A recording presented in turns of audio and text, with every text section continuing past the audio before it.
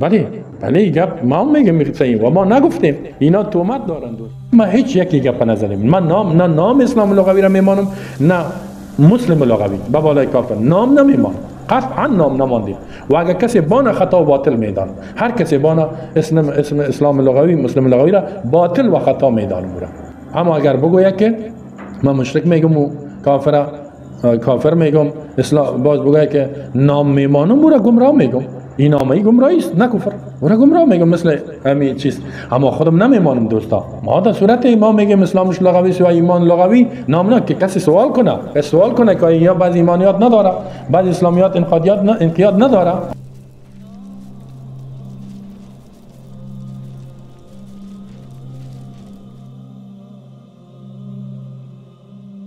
الحمدلله مردم ما بناحق تکفیر نمیکنن، با گمان نمیکنن. مسلمان لغوی بود کلگی گفتم اسلام لغوی، ایمان لغوی، مؤمن لغوی، ایره کل سلف استعمال شده است. اما آدم هم خونه میگه اگر گفتم کافر نمیشه. در مسلمان لغوی مسلمان نیست، مؤمن لغوی مؤمن نیست تا که مؤمن شرعی یا مسلم شرعی نباشه. ایره کسی کفر نمیگه. اگر یک کسی نظر به بعض گناه ها را از یک کسی ببینم بگه مسلمان است، مثلا کسایی که در کفر بتاون ندارن بگه مسلم لغوی است، مسلمان لغوی است نه شرعی، این کافر نمیشه. این خود از خود سلف چقانه چیز است وجود داره، شما شاید دیده باشین اقوال وجود داره از سلف صالح. مؤمن به معنای لغت که بیایی درجهش اسلام بالاست، مسلم هم میاد به معنای لغت. ولی ما گفتیم که در قرینه تمام آدم یک کس کافر باشه او را چیز نمیگه، مگر در جایی که قرینه و این چیزا می باشه در اونجا استعمال میکنه. اگر غیر قرینه هم استعمال کنه در کفر واقعی نمیشه. اگر غیر قرینه هم استعمال کنه در کفر واقعی نمیشه. اگر غیر قرینه هم استعمال کنه در کفر واقعی نمیشه. اگر غیر قرینه هم استعمال کنه در کفر واقعی نمیشه. ما هیچ یکی گپ نزدیم. من نام اسلام لغوی را میمانم نه مسلم لغوی به بالای کافر نام نمیمانم، قطعا نام نماندیم. و اگر کسی بان خطا و باطل میدان، هر کسی بان اسم اسلام لغوی مسلم لغوی را باطل و خطا میدانم. اما اگر بگوید که من مشرک میگم و کافر میگم، باز بگوید که نام میمانم، او را گمراه میگم. این نامه گمراهی است نه کفر، او را گمراه میگم مثل همین چیز. اما خودم نمیمانم دوستا. ما در صورت ما میگیم اسلامش لغوی و ایمان لغوی نام نه که کسی سوال کنه که یا بعض ایمانیات نداره، بعض اسلامیات انقیاد نداره.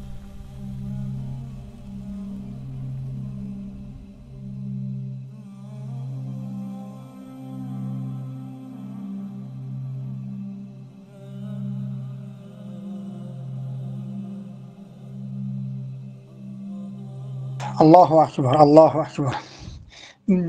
برادر محمد و دیگر برادرها یعنی یک فهمتون بگی چی؟ تو چرا دروغ میگی مدلس؟ یک کسی از شاگردانش نوشته، از شاگردانش برادرایش نمیدونم طرفدارش والله علم، تو چرا دروغ میگی مدلس؟ بیار دلیل گفته باشد در پارلمان کار کردن کفر نباشد. بیا با هم بالا بشه صحبت بکنیم. کنی این در کجا است؟ دستت رو بالا بکن ابوذر، دستت رو بالا بکن. من برادر عمران نورستانی رو یعنی باز بکنم. عمران السلام علیکم و رحمت الله و برکاته.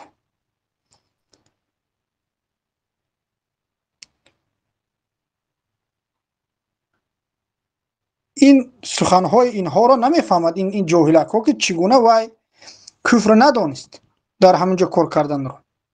برای آن که میگوید که من به خاطر چی عثیمین رو تکفیر نمی کردم، به همان خاطر که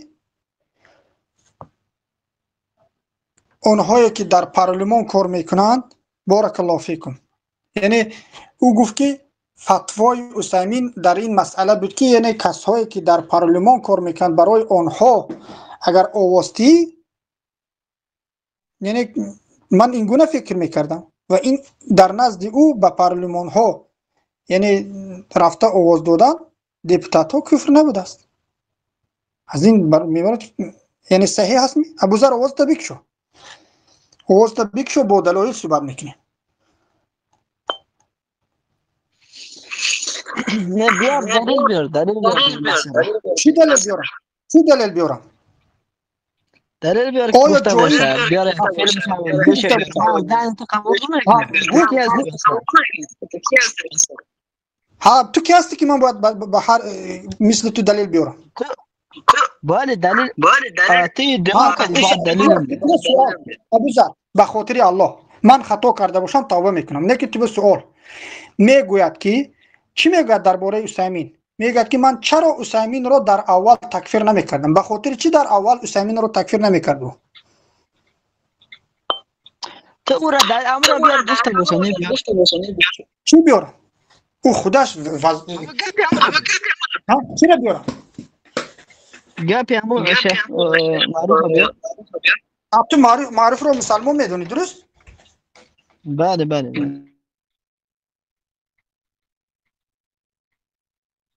تو را او بچه ای که استاد تکفیر کرده به خاطر که شیخ شما کافر بوده به خاطر شما یک مسئله رو به اسم عذربالجر میگن خو وقتی که استاد شما کافر است چرا کافر نمیگن خو چرا کافر نمیگن شما آذریستی نمیگتون مشرکی اول شما مالش ابوذر آرام شوید من میخوام که شما حق بفهمید.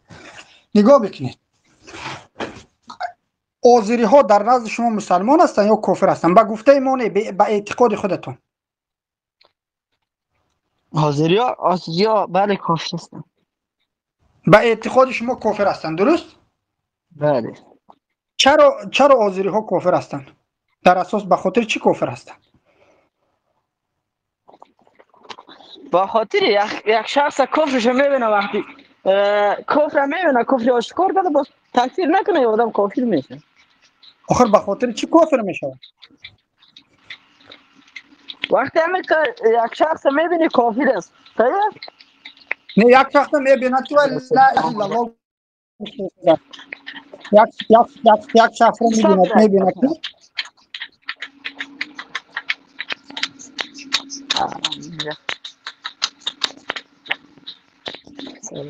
کار برم من چند دقیقه بس دوباره میم پیش باش میم صحبت میکنم یه دقیقه صحبت میکنم. ابوذر صحبت میکنم. عمران الله سبحانه و تعالی حفظتون میکرد. هستید برادرم؟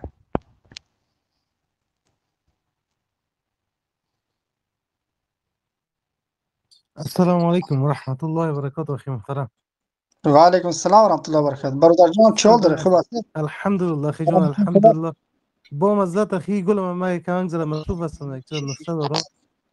ها الله سبحانه و تعالی چند دقیقه بس میم با ما کار پیدا تمام ابوذر هر وقت یعنی مساعد وقتتون شد. صدای شما را من نمیفهم صدای مرا میفهمید میگم چند دقیقه پس دوباره میم باشه مالی خوب هر وقت مساعد شد وقتتون بیایید ابوذر. او صداتون بزنید. عمران من به شما صوت گذاشتم ان شاء الله یعنی مقصد پیام روان کردم حالا صحبت میکنیم وقتتون شد در یک مسئله با هم باید صحبت بکنیم. الله سبحانه و تعالی ان شاء الله بارک الله.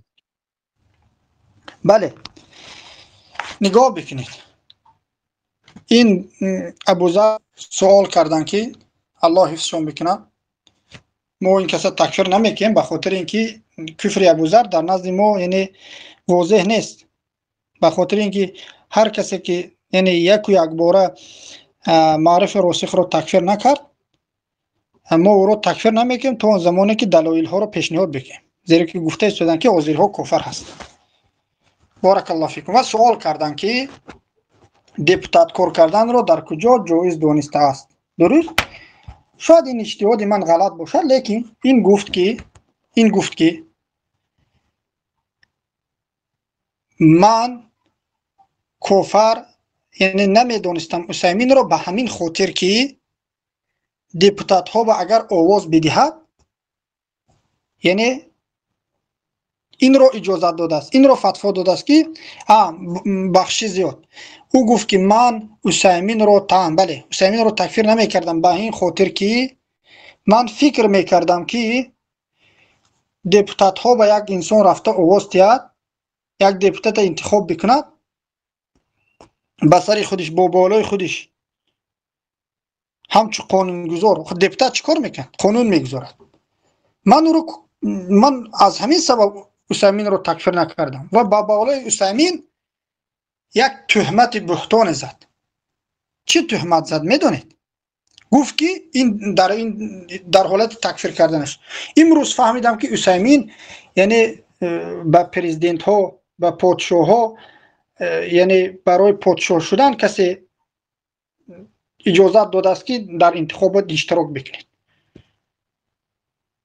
فهمیده شدید؟ اگر دپوتات ها با آواز دادن کفر نباشد در نزد این دپوتات ها کافر نیستند. کافر ها رو برای سردار خود مثلا دپوتات رو انسان ها هر یک ناحیه برای خودش یک دپوتات یک سردار قبول میکنه که آواز همون ناحیه بوده انسان ها رو در همون مجلس نمایندگان در وقت قانون قبول کردن میرساند و او آواز خودش رو دارد. اگر مثلا 100 دپوتات باشد یک قانون یک دپوتات پیشنهاد میکند 50 اگر 55 دپوتات دیگر دست رو بالا بکرد بارک الله فیکم او قانون قبول میشه. دپوتات رو چی میگید عمران برادر به زبان افغانی چی میگن دپوتات رو؟ قانون ساز. قانون ساز میگن. بله همون قانون ساز. در نزد این اونهایی که قانون سازی کار میکنن کافر نیست. قانون ساز اگر کافر باشد کافر چگونه بالای خودتون یعنی این کفر نمیداند قانون ساز رو برای خودتون انتخاب کردن. الله اکبر. ابوذر این برادر جوان شاید بیخبر از این سخنهاش یا که شاید از سبب مثلا علمش نرسیدن این چیزها رو درک نکرده باشد و انشالله هر یک از آمد دعوای دارید بیان تا میکنه ما ثبتش میگذاریم برای شما.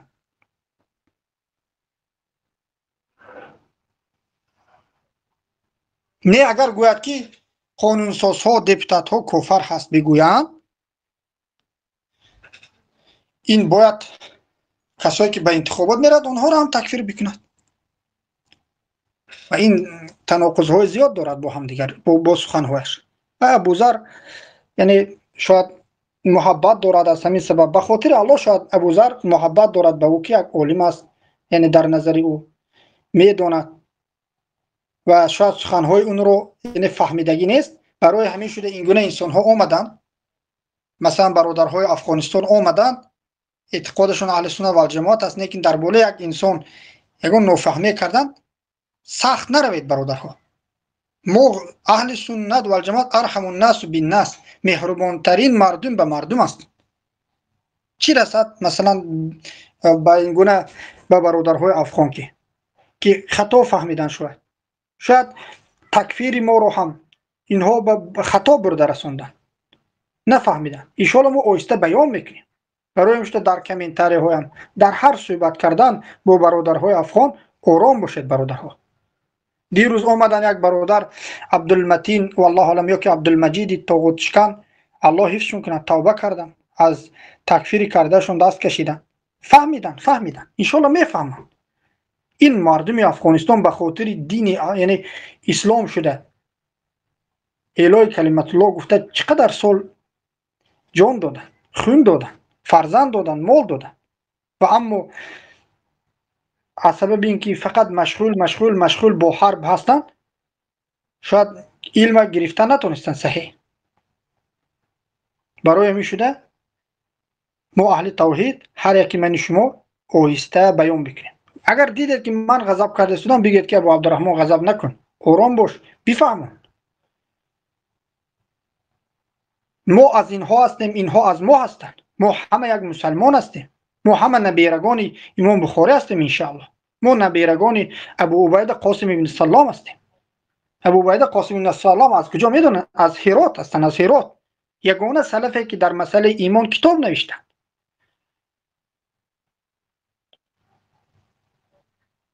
بارک الله فیکم. بفرمایید برادرها در این مسائل در این آخر چیزی که گفت این محمد معرف راسخ تناقضش رو انشالله امیدوارم که فهمیدید. گفتنی داشته باشید برادرها بفرمایید.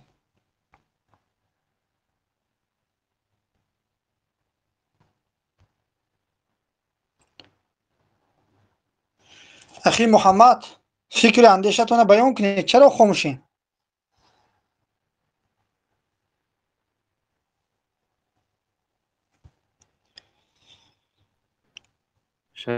می نوار بچه بشه الحمدلله که بعضی ها فهمیدن که ابو محمد مدنی بالای راسخ تهمت نکرده است. در حقیقت راسخ حتی یهود نصارا کفار اصلی را هم مسلمان لغوی گفت. وای ابو مسلم است کی است؟ وای برآمد مطلق گفت و ابو کی راسخ هم چیز تصدیق کرد.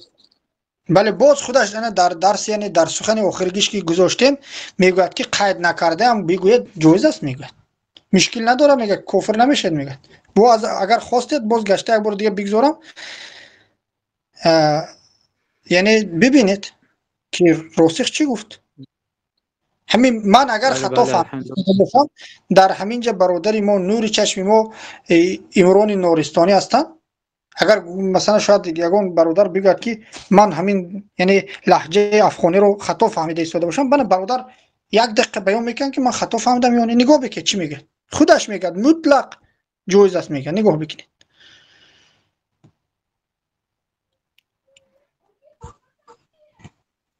الحمدلله مردم ما بناحق تکفیر نمیکنن، با گمان نمیکنن.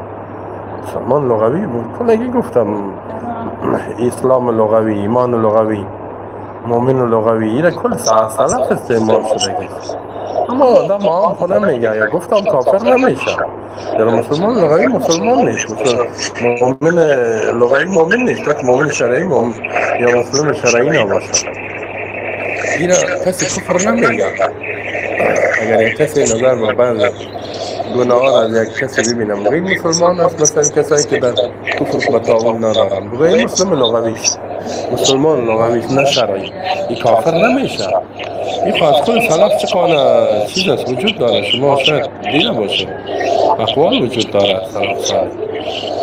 مؤمن به معنای لغت که بیایی درجه اسلام بالاست، مسلم هم میه به معنای لغت، ولی ما گفتیم که در قرینه طبعا آدم یک کس کافر باشه او را چیز نمیگه، ما در جایی که قرینه و این چیزا می باشه در اونجا استعمال میکنه، اگر غیر قرینه هم استعمال کنن در کفر واقع نمیشه.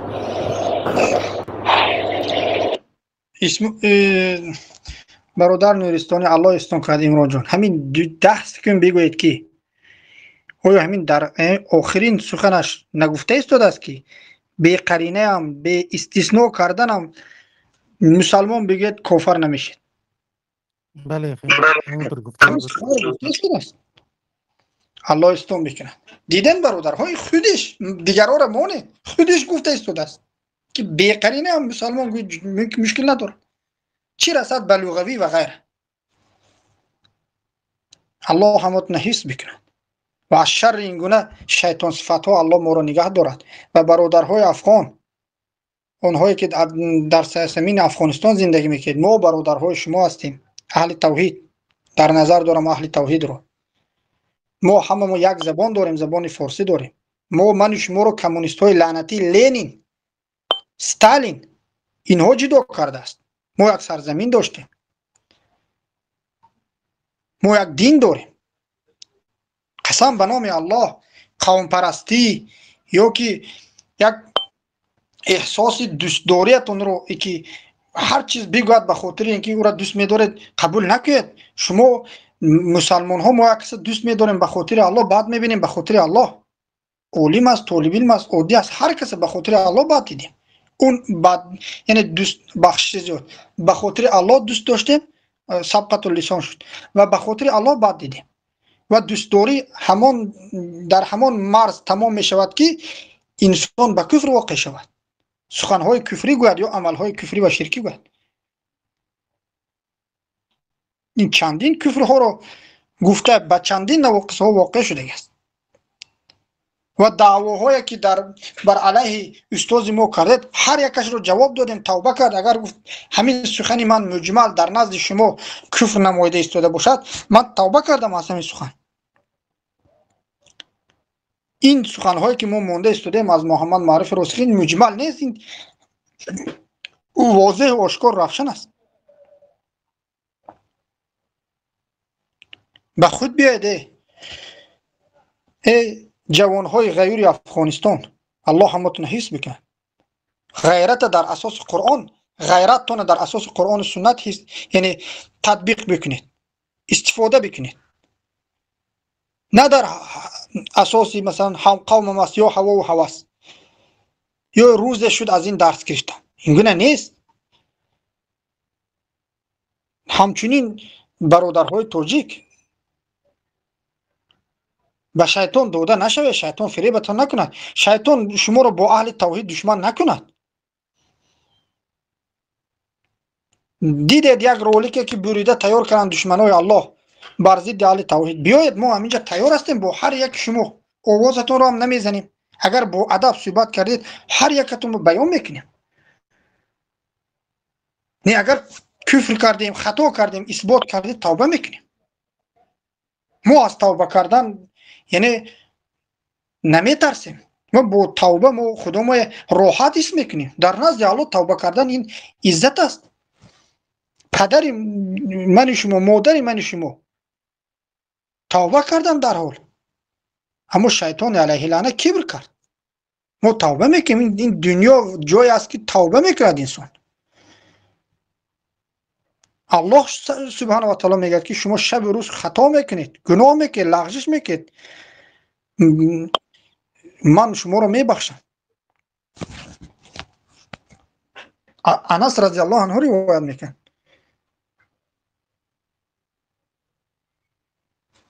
برای همین شده ای اهل توحید، اگرچه در ایران هستید، اگرچه در بارک الله فیکم افغانستان هستید، در ازبکستان هستید، در تاجیکستان هستید، چقدر در ازبکستان هم اگرچه او دولت نامش ازبکستان است، اونجا نیست زیادی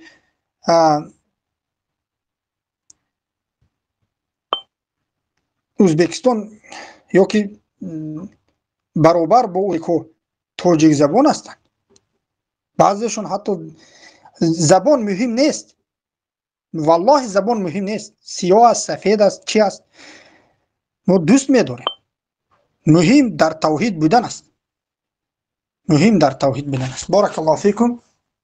یگان مشایخ باشن انشاءالله صحبت بکنن، اگر مشایخ نباشن امروزه ایفر میکشیم، خاطر اینکه اناکنون درست اومده استوده است یا که حالا هم کنده کنده. بارک الله فیکم. الله استو که اخی محمد کنی یک بیان کنی چی مقصد خلاصه کنه از این همه رسوایی، از این همه رسوایی که خجالت نمیگه که هنوز من بر کفر شرکتان ادامه بیا یک کفر شرکمانو بگو چی؟ خیلی زیاد است، اصلا محاسبه نمیشه، محاسبه غیر ممکن است. بیا یک تا کفر رو بگو، اثبات بکن. از رسواییات خبر نیست احمد. چرا مسخره بازی در کار است؟ چی در کار است مسخره بازی؟ چیزی که واضح است، واضح و آشکار است. تو و جماعت و مدنی مدرسی مسکوی کسا احمد من تحقیر نکرده استودم، شما رو تحقیر نکرده استودم، تحقیر نکنید. شما میخواید که ما چیزی که واضح است، مثلا ما میگیم مدرس کجای تحقیر است؟ مدرس مگر تلویزگر نیستی شما؟ که عمران نورستانی صحبت کرده. والا احمد جان همین کفر بگو که توبه بکنیم، ما توبه بکنیم از این پشتیبانی. احمد فعلا تو سر جایت باش، تو کسی نیست که ما با تو صحبت کنیم، تو فعلا سر جایت باش. ابو عبدالرحمن از این همه رسواییایی که ما ثابت کردیم، رسواییای شما ثابت که هنوز هم خجالت نمیکشیم. حالا یک کفر بگو جوان. روی ویزه عمران نورستانی فعلا حالا کفر نمیگم، تو اومدی مردم برای هدایت پس دعوت بکنی یا که میخوای مردم رو جهنم بره. کفر کده کفر بگو که توبه بکنن. خیلی واضح است. یکی از مناطق کفر شمی است که موحدین یعنی مسلمین به ناحق تکفیر کرده است. کدامه کیره؟ کیره؟ بله نام ببر. سبحان الله. یعنی شب و روز مثلا اینجا میاد در لایف ما تکفیر سر هم. کرده، محمود الان تو تکفیر یعنی کرده، تو از قاسم تکفیر نمایندگی کرده. شما روی بیزه شما الان مثلا به نمایندگی مدنی صحبت میکنین؟ نه سخنگوی من مدنی میخوایم هستی؟ می کفر بفهم. مدنی خودش فعلا سخنگوی چیز شده ایسا ولی امرش امام علی رحمانوف و پوتین. داری حالا کدام شما آمدید دلیل داری؟ بله دلیل هست. کذب دروغ خونم میشه پیش که دلیل که در کجا ولی دلیل زیاد است. مثلا بله یک دونه دلیل پیش. الان شد تو اول پاسخ بده. تو به این نمایندگی یعنی به سخن به حیث مدنی منجا صحبت میکنی. ابو عبدالرحمن تو پاسخ تو نمیخوای صحبت کنی. ابو عبدالرحمن از این هم از رسوایی های نمیخوای صحبت کنیم با هم. عزیزم من دیگه بزنم پیش یک دکتر. ما عزیزت نیستم. عزیزت من نیستم. عزیزت مدنی هستم. گوش بکن. الحمدلله نور چشمم است شیخ. گوش بکن. پیش یک دکتر روانی برو کمک زره تداوی تا بکو کم زره بحال بشی. روانی خو روی بیزه خواهی. کدام مسلمانان را کافر گفته؟ میگی ولی صبر بکنید دقیقه خونه. میگی مسلمانان را تکفیر کرده. کدام مسلمانان را تکفیر کرده؟ میگی ولی امر خود رحمانوف گرفته. دلیل پیش کو. والا تو نمایندگی مدنی رو میکنی. این چی گپ است؟ دلیل پیش بکو یعنی شیخ در کجا کی را تکفیر کرده یک و دلیل پیش بکو در کجا شیخ عزیز از رئیس جمهور تاجیکستان آمده دفاع کرده. پیش بکو یک. یعنی این همه که هر روز در اینجا تکفیر میکنه تو اصلا نمیدونستی؟ خب تو بگو تو کی هست نام ببر تو ما بفهمیم. مثلا استاد راسخ و کسایی که استاد راسخ قبول داره. خب استاد راسخ به نظر تو اگه یک نفر بیا یهود و نصارا را بیا مسلمان بگه تو را مسلمان در کجا گفته مسلمان؟ در کجا گفته؟ بیا اثبات کن. مسلمان بیار ثابت کو. در کجا گفته؟ مسلمان لغوی گفته ای روی بیزه خائن بیار اثبات کو. بیار ثابت کو. دلیل میگذارم بعد صحبت میکنی. بخشش من میگذارم دلیل باز صحبت دوام میکنی. یک دقیقه دلیل میگذارم. جای جنجال نیست. آرام خیر نال دلیل پلی میکنه گوش بی که باز گپ میزنه. ان شاء الله برادر ابو عبدالرحمن سمرت باز گپ میزنه. ما مست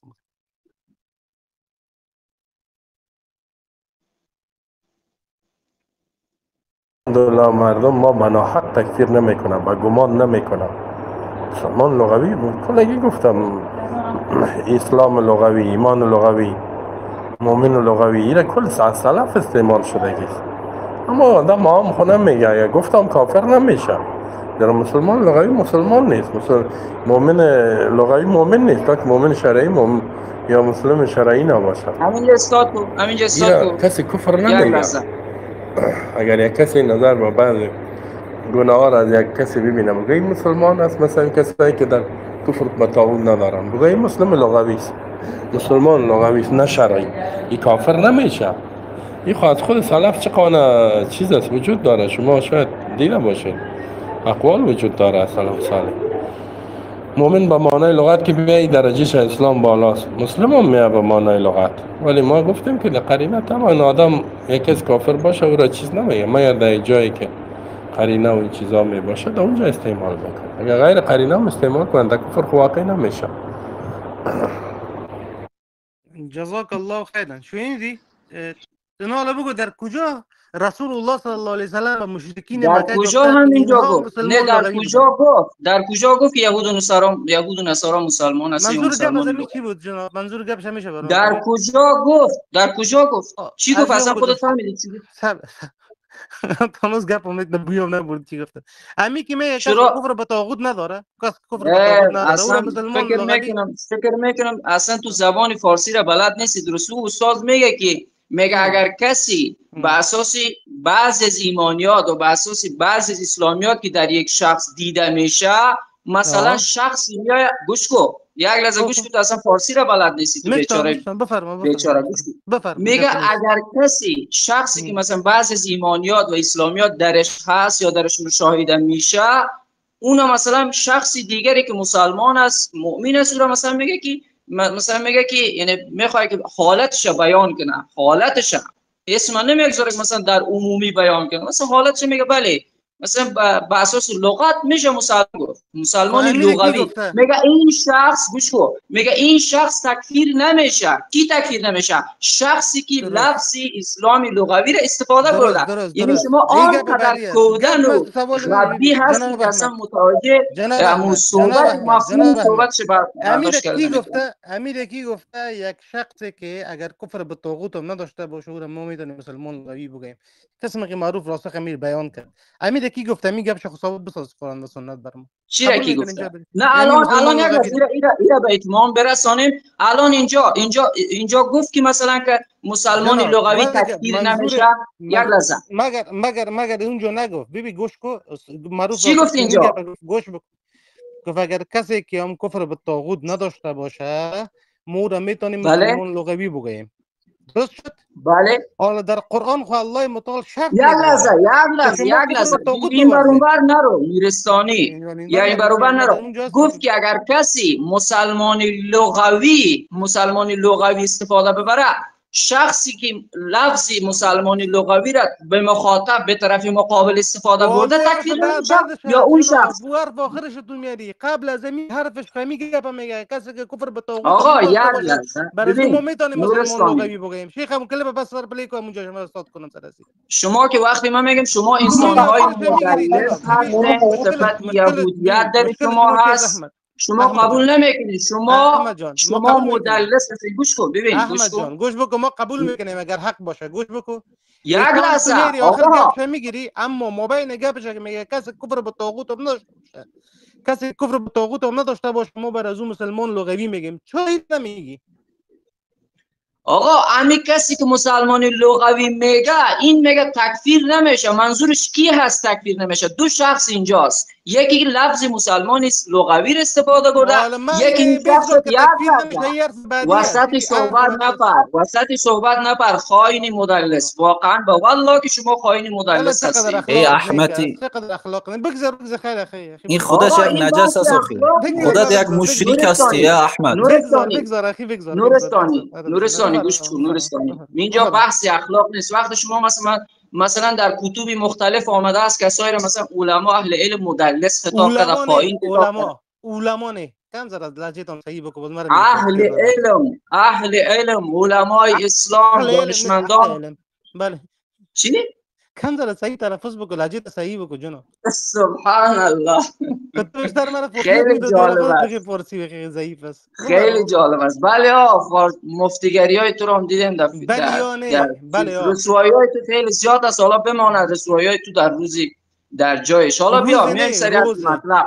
روزی نه سری اصل مطلب. بیا روی اصل مطلب. ببین دو شخص اینجا استاد رافق در موردش داره صحبت میکنه. درست است؟ دو شخص، یکی که کلیپ بس سر بگذار یه دقیقه تو مکتب بکن. آقا یک لحظه صبر کن. کلیپ نمیخواد. تو اصلا بیچاره تو از زبان فارسی خیلی جناب تو گوش بکن. تو زبان فارسی میفهمی چون کدام کور چپا کردی. گوش کلیپ پلی کو بس بار اخی. اصلا بخشش جان من برای عادل شدن آواز عرض زدم، نه برای ناحرمتی. الله یسوتون که فقط یک تا چیز میخوام که گوش نکرده شد. من یک منوت یعنی یک دقیقه را چی بکنم، یعنی گذارم تو اینکه هر دو شما صحبت بکنید. 2 دقیقه برادر نورستانی صحبت کنن، 2 دقیقه احمد. این برادر نورستانی گذاشتم. برادر من با نگوید که من ناحرمتی کردم. والله فقط بیاید هر دوتون راضی شوید 2 دقیقگی یا 3 دقیقگی. زیرا که این احمد برادر که گوش نکرده شد، گپ با تمام گوش نکرده شد است. خوش میکنم من. اما برادر کی والله یک دقیقه احمد خوش التماس خوش یک دقیقه برادر ما نورستانی کنن اوش نکشودم که امران نورستانی بله جان هستی. بله والله آواز شما رو نزدم به خاطر اینکه ناحرمتی نمیکنه اخی. هیچ فرق نداره. نه اخی هیچ فرق نداره اخی جان. بخشش درست نه فقط من خودم ناراحت حس کردم میکنه دیسون که یک برادر آواز زدن این دوست ندارم. من به خاطر اینکه این رفته نگوید که مثلا آواز من زد آواز نزد. نه مشکل نداره اخی جان گلم. اخی بگذار من میرزم یا احمد جان یک چند سوال دیگه از احمد جان بپرسم قبل از اینکه چند دقیقه بعد میکنید. من فقط سوال جواب میخوایم. قسمی مگه زیاد بس نمیشه اخی جان گلم. اینها تامین کرده میرن. احمد جان شما ببینید ببین گوش کن. احمد جان ما روی همین کلیپ صحبت میکنیم، روی همین کلیپ صحبت میکنیم، میخوایم تلبیسی و مدلسگری شما رو اصلاح کنیم اینجا تو بیت مدنی و نورستانی. گوش بکن جناب، گوش بکن جناب، گوش بکن دقیقه. معروف راسخ خودت از کدام زمان میشناسی جناب؟ آقا یک لحظه دو این حرفای مزخرفات رو بگذار کنار. من روی همین کلیپ گوش کن. آقا یک لحظه گوش کن. نورستانی صوفی صاحب نورستانی گوش کن. یک لحظه گوش کن. ما روی کلیپ همین کلیپ میخوایم با تو صحبت کنم و میخواهم برای اینجا برای همه کسایی که اهل توحید هستن اثبات کنیم که تو و امثال و کسایی که بالاخره مقلد هستی شما همه‌تان که مدلس هستین و صفت یهود در شما 100% هست. روی همین چی تقلید اجازه بده اخی ما چی تقلید کردیم؟ مقلد هستی دیگه، مقلد هستی هر چی که مدنی بگه تمام است دیگه. قال بسیار است. من قولی شیخ عزیز مدنی در کار است. اگر شیخ حفظه الله تعالی از قرآن و سنت دلیل پیش بکنه ما قبول میکنیم، غیر از او با شرطش قبول نداریم. سبحان الله. الان بیا یک لحظه همین غلیفی که میگه تکفیر نمیشه به چه حقی شیخی مدلس تکفیر کرد؟ استاد راسخ و کسانی که در کفر استاد راسخ گفت توقف میکنن هم تکفیر میشن در اوایل البته. چرا؟ غلیفی میگه تکفیر نمیشه. شیخ غلیفی میگه تکفیر نمیشه. روی بیز از جواب بده. ما تونس گپ از گوش نکردیم جناب. سبحان الله. ببین یکی از مقلدین مدنی الان ما برای توضیح میدم گوش کن. یکی از مقلدین مدنی گوش کن. باز نشه با زبان خود صحبت بکنم. من احترام حفظ بکنم. یک لحظه ببین. چوب تا بگی. امی کلیپی که پیشتر عبدالرحمن برادر پلی کرد. در این کلیپ معروف راسخ میگه هر کسی که کفر به طاغوت نداشته باشه ما میتونیم بر از مسلمان لغوی بنامیم. درست؟ بله. خب امیر در کجا کی گفته میگه بس ثابت بس تمام حرف ما خلاص شد. ثابت دو امیر. خب با همین کسی که همچین چیزی بگه تکفیر میشه؟ جناب مگر در قرآن الله سبحانه و تعالی آقا گوش کن. ببین شما با اساس این کلیپ از این کلیپ نخواهید یاد لازم سوال کردی الان پاسخ بدم. الان پاسخ بدم. آقا سوال کردی بذار پاسخ بدم.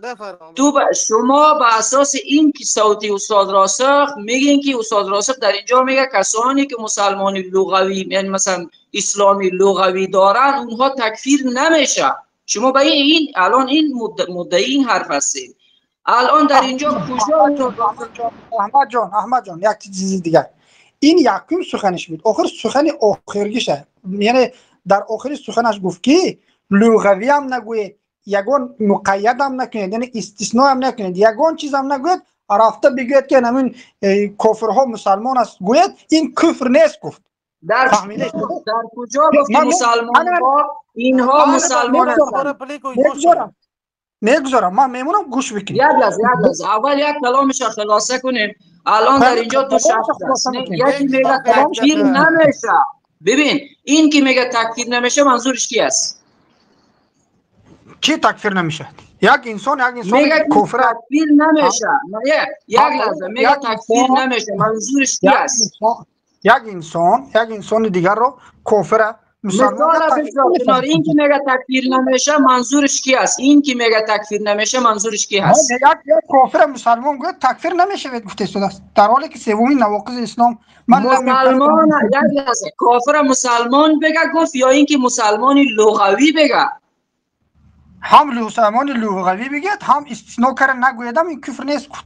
نه همینجا استاد راسخ چی گفت؟ گفت که اگر کسی یک کافر یک کسایی که کفر به طاغوت نداره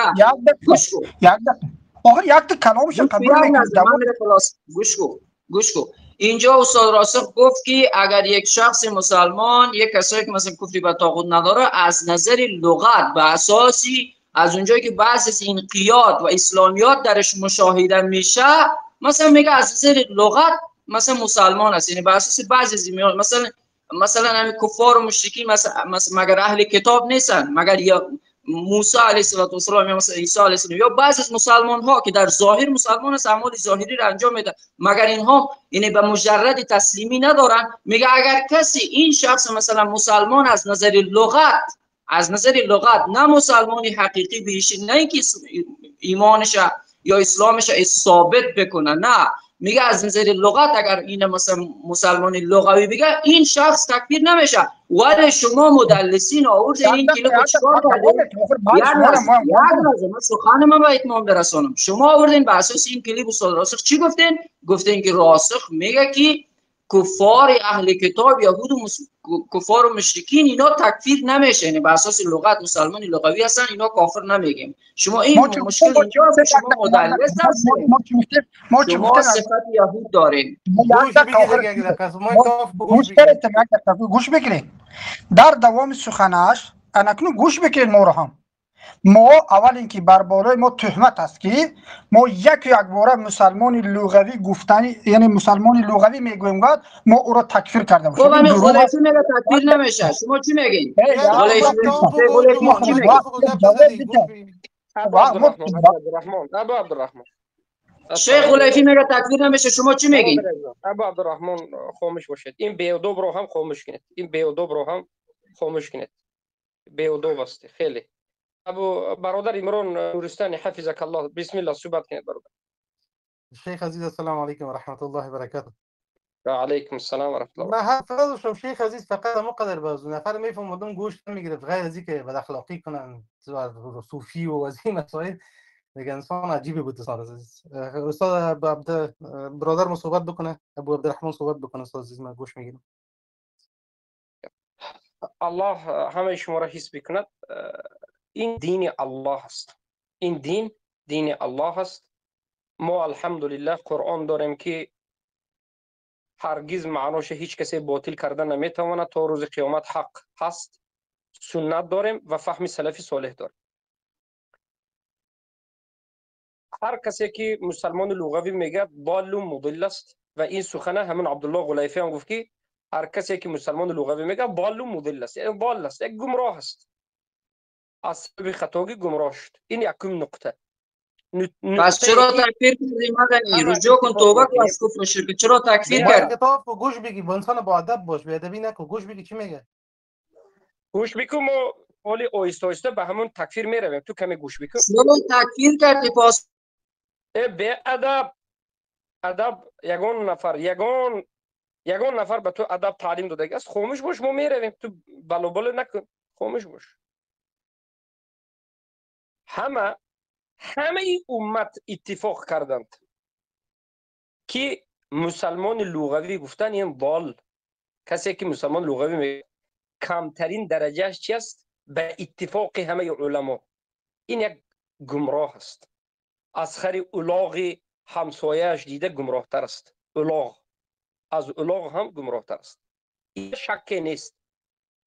این به شک نیست. حتی جمعی ها این سخن قبول دارند که راسخ و همراه دوستانش که در مسئله مسلمان لغوی صحبت کردن، اینها ضال و مضل است، از الاغ همسایه گمراه تر است. نقطه اول. نقطه دوم، بارک الله فیکم، مسئله تکفیر. چرا ما تکفیر کردیم؟ ما آیا به خاطر مسلمان لغوی گفتنش تکفیر کردیم، یا اینجا انا همون انسانی که از نام معرف راسخ بد میکند یا معرف راسخ را دفاع میکند، صحبت خودی معرف راسخ را تا آخر نمیداند، یا که دانسته پنهان میکند؟ دو تا راه است. حالا من احمد، یک نامش احمد است از افغانستان، یا سخن معرف راسخ را تا آخر نمیداند، شنیدگی نیست، تحقیق کردگی نیست، یا که میداند و پنهان میکند، حالتش والله اعلم. ما گمان خوب میکنیم، حسن و ظن میکنیم، میگیم ما فکر میکنیم که انا همون احمد سخن معرف راسخ را تا آخر گوش کردگی نیست. معرف راسخ مسلمان لغوی را کی گفت؟ بعد از تکفیر ما گفت. بعد از اینکه او آشکار در اول گفت که کسانی که کفر به طاغوت ندارند، یهود و نصارا را الله مسلمان گفتگی هست و استعمال کردن، یعنی استعمال شرعی، مسلمان استعمال شرعی شده است. من گفت وقتی که کجا گفت چرا اتهام میبندی؟ در کجا گفت؟ بیا اثبات کن. یک بار دیگر صدای خنوکت بلند کنی احمد، صدای خنوکت بی ادبی کرده با بلند کنی این ببینید من از اولاغ همسایش زیادتر هنگوس میزند. معروف راسخ میگد که کسانی که کفر به طاغوت ندارند مسلمانند. ما وقتی که گفتیم که آیا همین عبارت درست است، میگد بله این استعمال شرعی است. مسلمان گفتن کفار استعمال شرعی است بو که ندارد. ما گفتیم پس اگر مسلمان گفتن کفار استعمال شرعی باشد تو کافر هستی. الله در قرآن کفار مسلمان گفته باشد تو همین دعوا کنی تو خود یک طالب نگی تو کافر هستی. بعد گفت نه من مسلمان لغوی گفتم، من مسلمان مجازی گفتم. فهمیدید؟ و بعد از این لیکن در آخر او به همون سخنش بازگشت. در آخر گفت که این مسلمان لغوی رو گفت همه سلف گفت همه سلف صالح گفته هیچ باکی ندارد این لغوی گفتن به کسانی که کفر به طاغوت ندارند. خوب دقت بدید به کسانی که کافرند مسلمان لغوی گفتن اینا همه سلف گفتگی است. این بهتان است، این تهمت است به سلف، دروغ است. نقطه اساسی سخن آخری نشه میگم بدون قرینه هم مسلمان نامیدن کفار این که کفر نیست گفت. شما این جمله به اهمیت میدهید یا نمیدهید؟ این کفر اکبر است. بدون قرینه که مسلمان گفته نفسی همون عین سخن معرفی زندیق بیارم گفت بدون قرینه هم که مسلمان که گفتن بدون قرینه که گفتن هم چیست؟ کفر نیست. حالا کافر گفتن یک طرف است.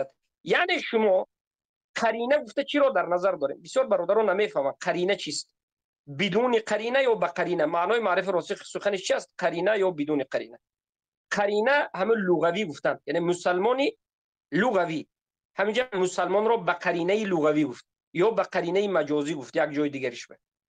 اما در آخرش گفت که بدون قرینه هم مطلق کفار را همین مطلق مسلمان گوید که گفتی کفر نیست. یعنی مسلمان لغوی نه مجازی نه همین مطلق مسلمان گوید هم حالا صاحبش یک طرف کفر شدن یک طرف است.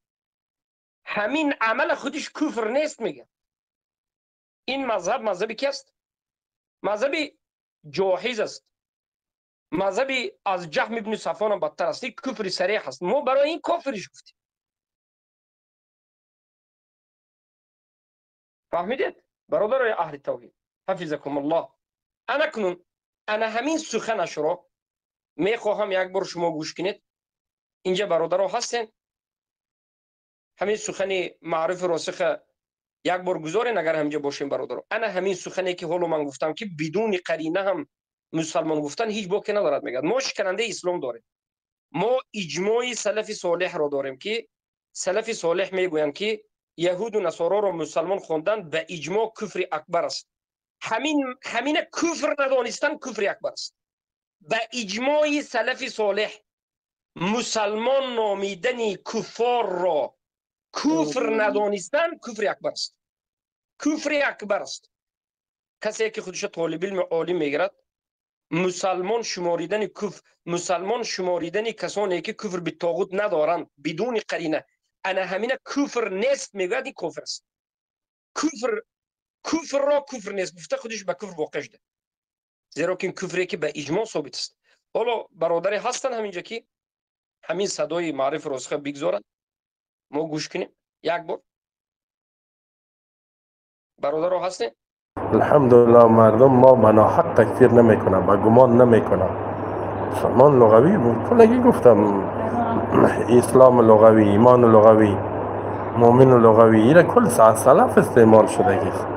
اما آدم هم خودم میگه گفتم کافر نمیشه. در مسلمان لغوی مسلمان نیست.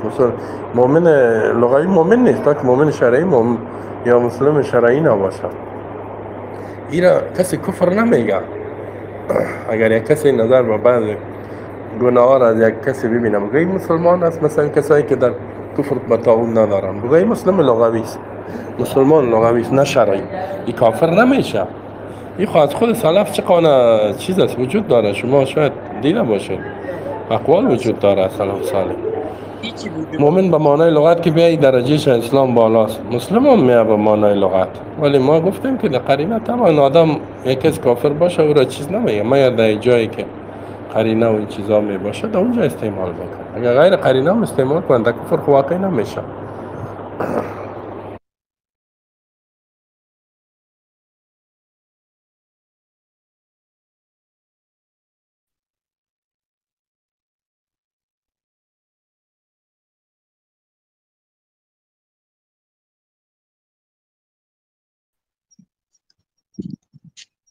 سبحان الله. ببینید شما در اینجا چقدر مدنی مدلس کسی توبه که توهین نه، آرام باش. مسافت شیخ اگر گپ زده ایستاده باشه دوازتون نیست. بارک الله فیکم. معذرت خواهی میکنم. ببینید صدای من چه خیلی محکم شده است یا محکم کردم و بعد از من اصلا صدایم نبر اومد برادر از من وقتی صدای معرف راسخ. بله یک منوت چی. بله ببینید احسن جزاک الله خیر که خبر دادید. من صحبت کرده بودم میکروفونم محکم ندیدم. ببینید همین جمله معروف راسخ را آخرش را کی انیق و دقیق گوش کرد. در اینجا برادران موحدین از افغانستان وجود دارند، البته صادقین رو من در نظر دارم به مانند برادر عمران و غیره، اما بعضی از این تیز پرکایی که آدم پرست هستند اینها رو در نظر ندارم. آخر جمله معرف راسخ خوب دقت دید. معرف راسخ میگه که ما سه جمله خوب دقت دید. یکم جملهش این است که میگه از سلف صالح ثابت شده است، بسیار ثابت شده است که کسانی که کفر به طاغوت نداشتند کافر بودند آنها را مسلمان لغوی گفته. خود شما میدونید دروغ است، کذاب است. یگان نفر از سلف صالح مسلمان لغوی نگفتند، کذابی است. ثانیاً میگوید که مسلمانی وقتی که کفر به طاغوت نداشته ها را مسلمان میگوییم باید به قرینه گوییم و میگوید که ما به قرینه میگیم، یعنی مسلمان لغوی. قرینه همین لغت است. و در آخرش به انصافانه بگوید که در آخر چی میگوید؟ میگوید که بدون قرینه هم اگر کسی گفت که کافر نمیشود گفت. یعنی بدون قرینه، بدون لغوی، یعنی مسلمان گوید، مطلق مسلمان گوید، قرینه لغوی را نبیارید. گوید که کسانی که کفر به طاغوت ندارن مسلمانند گوید.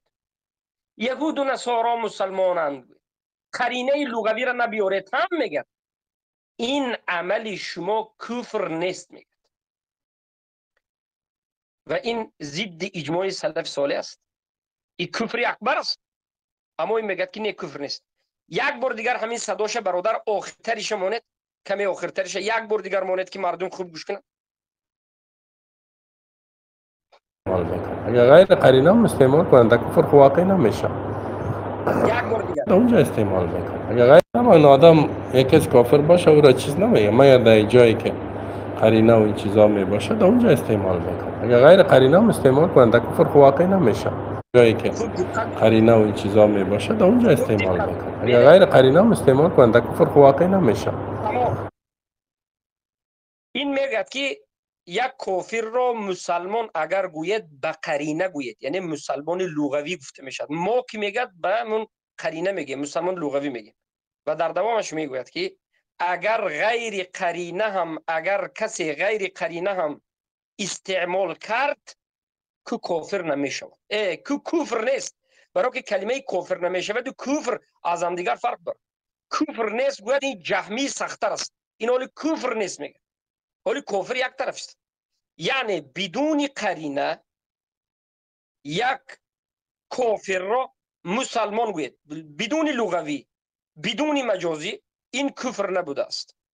اکنون ما از احمد سوال میکنیم که به ادبانه نکرده با آداب به سوال ما جواب کرد که یک کافر را بدون قرینه مسلمان گوید انا همین عمل کفر است یا نیست؟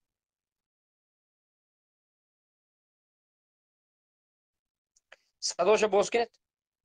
اگر بیادابی کرد اما به بخیرشیش رو دلیل میکنیم. اگر بیادابی صحبت کند از این صفحه کاملا پاکش میکنی. بیادابی که کردی کاملا پاک میکنی. بس ببینین درست است، من پاسخ میدم، اما قبل از این یک مورد میخواستم از شما سوال کنم. شما منظور از پاک شد تمام، از کاملا پاک برادر عزیزم، کاملا پاکش کنید. این بی‌ادبی، این بی‌ادبی دیگر اینجا راه نمیبازد. من به این سوال میکنم، این به من میگه که درست است، جواب میگم، لیکن پیش از این که من جواب بگویم این چرب زبانی است، این بی‌ادبیات رو در دیگر جا میکنی. والله صبر کرده ایستادم، حالا هم صبر دارم. میخوام که دو سه سخنهای آبدارک گفت توجیکو آبدارک بگم، لیکن میگم استغفر الله استغفر الله استغفر الله، خودم میدونم. این خیلی احمقا کتی تلاش و ترتیش نکنید برادر عزیز. یک بار دو بار فهموندیم نفهمد روانش کنید. هدایت در دست ما نیست برادر عزیزم، از ما یک بار گفتن است. سخن معروف راسخ واضح است. من باری دیگر سوال میدهم به همه کسانی که از شکننده اسلام باخبر است، کفار را بدون قرینه مطلق مسلمان گفتن کفر هست نیست؟ سوال کن. اهل سنت میگوید که بله به اجماع کفر است. جمعی ها میگوید که نه کفر نیست. معروف راسخ از کدامش است؟ از اهل سنت یا جمعی؟ سوال دوم، کسی که کفر را بدون قرینه هم مسلمان گفتن کفر نیست میگوید، یعنی کافرها را بود را کفر به طاغوت نداشته را مسلمان گوید این کفر نیست، میگه حکمش چیست؟ حکمش چیست؟ نمینه از نواقض الاسلام اومده با من جواب بگید. حکمش چیست؟ کفر اکبر است، کفر صریح اکبر، کافر است نیست. ما برای همین گفته بودیم برادران عزیز که معروف راسخ عقیدهش رو پیچ توپ کرده شده است. مناط کفرش اینا انمین بمانند مناط عازری و از عازری بدتر. معروف راسخ از عازر المشرک بدتر است. چرا؟ عازر المشرک میگوید که بله کفار مشرک را مسلمان گفتن میگه مطلق مسلمان گفتن این کفر است میگه. ما مطلق مسلمان نمیگیم، میگه ما در بعض جاها جهل عذر میگیم، در بعض جاها نه. یعنی عازری ها این سخن معرف راسخ تو نمیگه. معرف راسخ حالا که یک آدم کفر کرده را تکفیر یک طرفی است، خود کفر قبول ندارد، خود شکننده اسلام قبول ندارد، شکننده اسلام بودنش. اگر باور نکنید بیایید یک بار دیگر بزنید، یک بار دیگر مونید، من میخوام یک دیگر کلمه همینجا معین شود. کافر میگد اینجا، کفر به طاغوت نداشتن میگد، کافر کلمه عمومی میگد. از همین بینش مونید، از همین کمی پیشترش مقصد از همین آخر کمی کفر به طاغوت ندارم بگه این مسلم لغوی است، مسلمان لغوی است نه شرعی. این کافر نمیشه.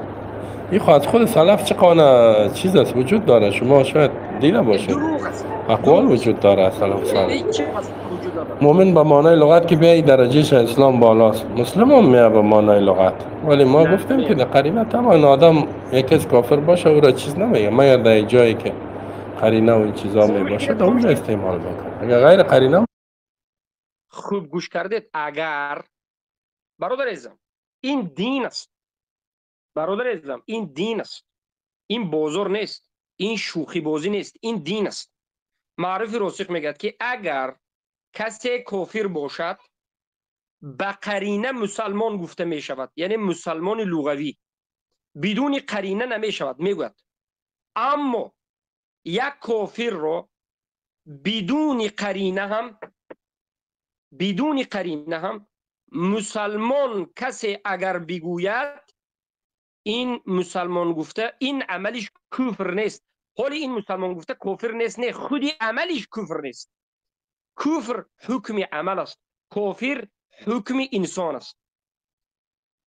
خوب گوش کردید. یعنی مطلق کافرها رو کافر گفته ما کرا میگیم همه ای کسانی که کفر اکبر میکنن، شرک اکبر میکنن، یا مرتد شدن یا که کفاری اصلی هستند، اینا که آیتی که سوره نساء 136 آوردن یهود، نصارا، مشرکین، همه مرتدین، همه ای کسانی که کفر به طاغوت ندارند و کافر هستند.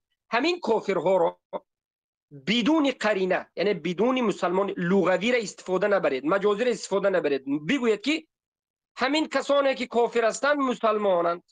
همین کسانی که کافر هستند مسلمانند.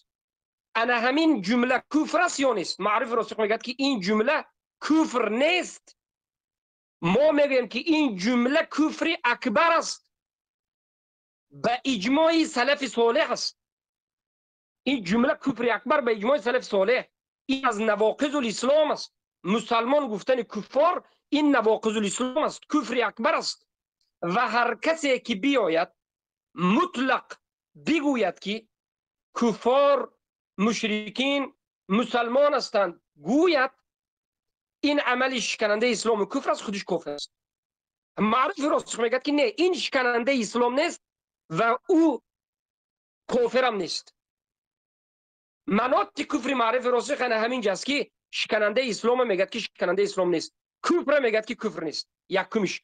و ثانیا خود دویم مناط معرف راسخین است که کافر بودنش خودش مطلق کسانی که کفر به طاغوت ندارند مسلمان گفت و بعد از این گفت این استعمال شرعی است. تا آخر گفته میستد که بله میگه اینها مسلمانند لیکن مسلمان حقیقی نیستند. میگوید ما در کتاب نوشتمون جواب دادیم که مسلمان حقیقی نبودن معناش کافر بودن نه. مسلمان حقیقی نبودن معناش مسلمان حقیقی ما دو نمود مسلمان داریم. این دلالت میکرد که معرف راسخ در حقیقت به کفر صریح واقع شده. اما نقطه دیگر، یک نفر از شیخ عبدالله الغلیفی می رود سوال میکند که انا همچنین واقعه مسلمان لغوی گفتند، مسلمان لغوی را کافر گفته می شود. انا همین سوال کننده خیانت به اهل سنت میکند، سوال کننده دروغ میگوید. انا همین سوال کننده کدام بدبیننده منهج اهل سنت بود؟ اگر شما باور نکنید، اگر شما به گفته من باور نکنید، مرحمت همین سوالی که انا همون از عبدالله غلیفی کردگی است یک بار حال گزارید. چی میگوید؟ میگوید که سوال دهنده به عبدالله غلیفی میگوید که شیخ میگه بعض انسان ها کفار را مسلمان لغوی گفتند و قسم دیگر همین مسلمان لغوی گفته را کافر گفتند. مسلمان لغوی را کافر نگفته را هم کافر گفتند. سوال همین خیلی بود یا نبود به شیخ عبدالله غلیفی؟ ها برادر عزیز، او هر اگر بگیتون که ابو محمد دروغ گفتی، خطا کردی، صداش بیارید یک بار دیگر مانید همین جبه. سوال دهنده کدام جهمی بود؟ سوال دهنده کدام بدبیننده اهل سنت بود؟ این خوبسا شیخ فریب داد. اگر من بام همین سوال شود منم میگم که نه، تکفیر اینجا درست نیست. من اینجا میگم که سخن عبدالله غلیفی تکفیر دوم برفت میگم، برای که سوال دهنده شیخ فریب داد. باور میکنید؟ اولا میگم که ما منهجمون معلوم است، با منهج اهل سنت و الجماعت میریم. شیخ گفت نگفتی کار خود شیخ است. شیخ در نزد الله خودش جواب میگه. ما شیخ به خودمون راب نمیگیریم. ثانیا شیخ را جهمی ها فریب دادن. من سوالی داده شدهش رو به فارسی بار دیگر میگم. سوال دهنده گفت که یک عده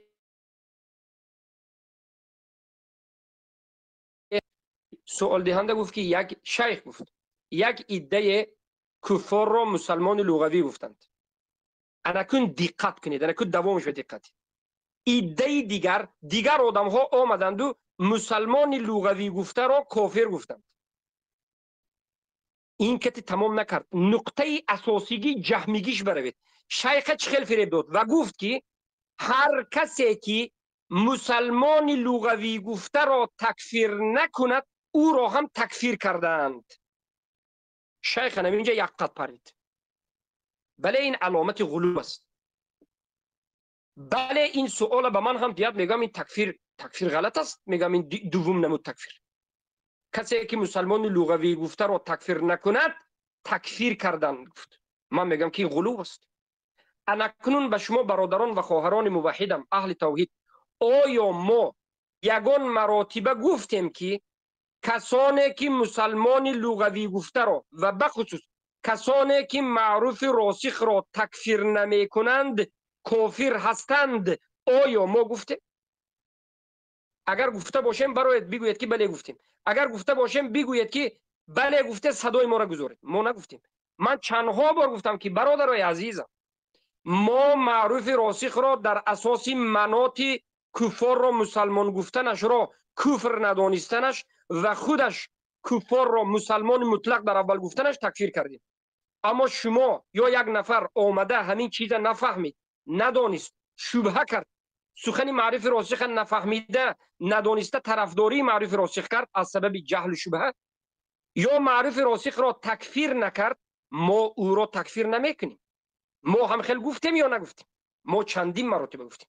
ما گفتیم که برادران موحدین که معروف راسخ را تکفیر نمیکنند، ما برادران موحد خود را به خاطر تکفیر نکردن معروف راسخ تکفیر نمیکنیم، اما خطا کردن میگیم. اما خطا کردند، آموزند، فهمند میگیم، مناطها را که معروف راسخ به او گرفتار شده بیان میکنیم. اما ما نگفتیم که کسی که معروف راسخ را تکفیر نکند کافر میگه. اما وقتی که به عبدالله الغلیفی سوال دهنده سوال کرد، گفت که شیخ عبدالله الغلیفی امروز، یعنی ما، گویا ما معروف راسخ را تکفیر نکرده را هم تکفیر کرده باشیم. بعد از این عبدالله الغلیفی گفت که نه، این خطا است، این خیلی تکفیر نکنید. گفت تکفیر به گمان. انا فتحت الميكروفون. بله. السلام عليكم ورحمة الله وبركاته. جزاكم الله خيرا شيخنا. عندي سؤالان. السؤال الأول: ما حكم الذي يقول شما میفهمید صبر شد این صدا؟ اینا نگفتم من دویم سوال این سوال عبدالله کردم. بله این سوال عبدالله کردم، من نگفتم عبدالله هست سخنشون. بعد از این یک جهمیه گفتم. شما نگوید کن این برادر با رئیسم. من چخیل به برادرها درس گویم، چخیل دعوت کنم، باور کنید آخر وقت من در حیرتم. من عقلی مردم به در حیرتم. شاید مویم بالاخره خاموش شویم به خاطر خطا فهمیدن شما. حالا من گفتم سوال کننده کدوم جهمی بود، خیانتکار بود، شما فکر نکنید که عبدالله بود. کله مغز سر دارید برادر؟ برادری که ویدیو مونده کله داره شما؟ من به شما گفته شدم که دو نفر از عبدالله غلیفی سوال کرد. یک نفر برادر ما شیخ عبدالله، برادر عزیز ما طالب علم عبدالله سوال کردند. سوالشون حق بود، زیبا سوال کردن که حالا شما موندید. عبدالله غلیفی هم به این سوال خوب جواب داد. گفت هر کسی که کفار را مسلمان لغوی گوید ضال است، گمراه است. و بعد از یک هفته دو هفته یک نفری جهمی دیگر رفت سوال کرد عبدالله غلیفی را. سوال کرد و گفت که شیخ عبدالله غلیفی، کسانی که مسلمان لغوی گفتند همون را دیگرها تکفیر کردند، او را تکفیر نکرده را هم تکفیر کردند. چی میگوید؟ عبدالله غلیفی گفت که مسلمان لغوی گفتن خطا هست. کسی که مسلمان لغوی گفته علم ندارد، خطا هست، باید فهمونید. اما تکفیری که در این نمود تکفیر یعنی کدام نمود تکفیر؟ مسلمان لغوی را تکفیر نکرده را هم کافر گفتن. این نمود تکفیر. این گفت از خطا است، این خیلی تکفیر نکنید. ما این خیلی تکفیر نکردیم که آخر ما باورده اینا نچسبونید. آیا همین صدا هست برادرای عزیزم؟ صدای 2 دقیقه ای که سوال رفته دادگی است به عبدالله غلیفی. من به برادرها ارسال کرده بودم، در گروه هم گذاشته بودیم، والله اعلم. سوال دیگر آدم کدام جهمی سوال کرده بود، سوال دوم از عبدالله غلیفی، اما سوالش فریب است، نیرنگ است. فهمیدید؟ برای همین عبدالله غلیفی میگه که این تکفیر اینجا خیلی نمیشد. ما راضییم سخن شیخ. بله اگر کسی بیاد بگه که هر کسی که معروف راسخ را تکفیر نکند کافر است، ما میگیم که خیلی تکفیر نکنید، این تکفیر شما خطا است، این تکفیر شما در اساس گمان است، به حجت است. شیخ عبدالله غلیفی همین میگه. اما سوال دهنده قصه رو هم اشرا به عبدالله غلیفی نمیگه و ما احتیاج به عبدالله غلیفی هم نداریم. قرآن و سنت فهم سلفی این امت در نزد ما وجود داره. عبدالله غلیفی حفظه الله حق گفت. عبدالله غلیفی گفت که کسی که مسلمان لغوی میگه ضال است، گمراه است، خطا کرده است. خودی معرف راسخ گفت که این بدعت است. مرحمت برو گو که من گمراه بودم، خطا کردم، توبه کردم بگو. و بعد از این که در این مسئله توبه کردی، مسئله دوم بیا. مطلق بدون قرینه کفار را مسلمان گفتن کفر نیست، گفتی این کفرت به توبه کن. بعد از این بیا این توبه کن کفر دیگرت بکی انتخاب کردن، به انتخابات اشتراک کردن برای انتخاب کردن نمایندگان پارلمان، این باکی ندارد. گفتی این شرکت بالاخره انا همچنین گپو برادر، انا همچنین گپو. اگر همین سخن عبدالله غلیفی که یک نفر رفته سوال کرد 2 دقیقه هست داشته باشه تکفیر نکنید، این تکفیر نکنید گفت دارید برادر. من بچم برادر رو ارسال کرده بودم. اگر کسی داشته باشد به من حالا ارسال کند برادر، یا به من گروه کامنتاری گذارید.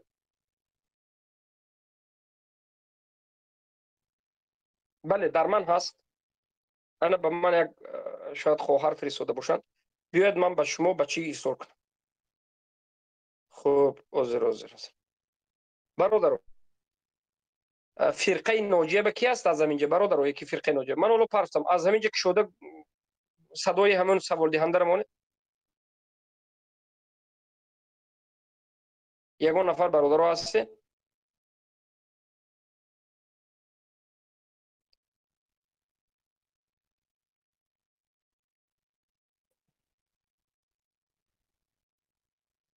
برادر عزیزم طالب علم هم مشایخ هستین یگان نفری شما؟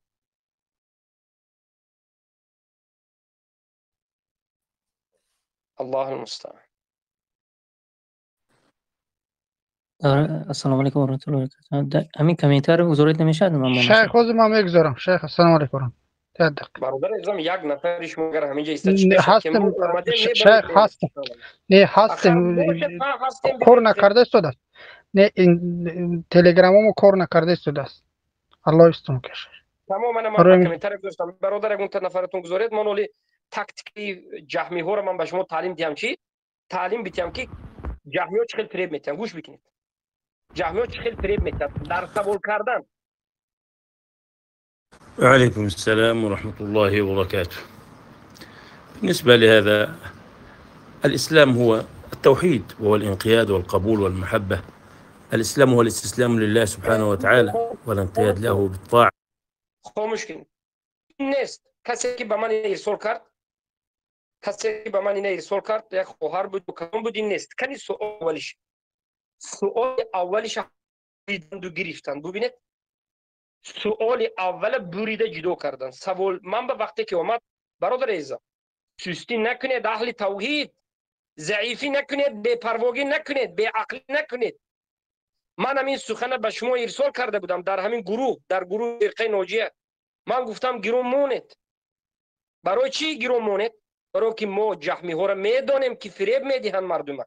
ببینید سوال دهنده را صداش بریدند. صدای سوال دهنده نیست در اینجا. سوال دهنده سوال میکند که حالا من ببینم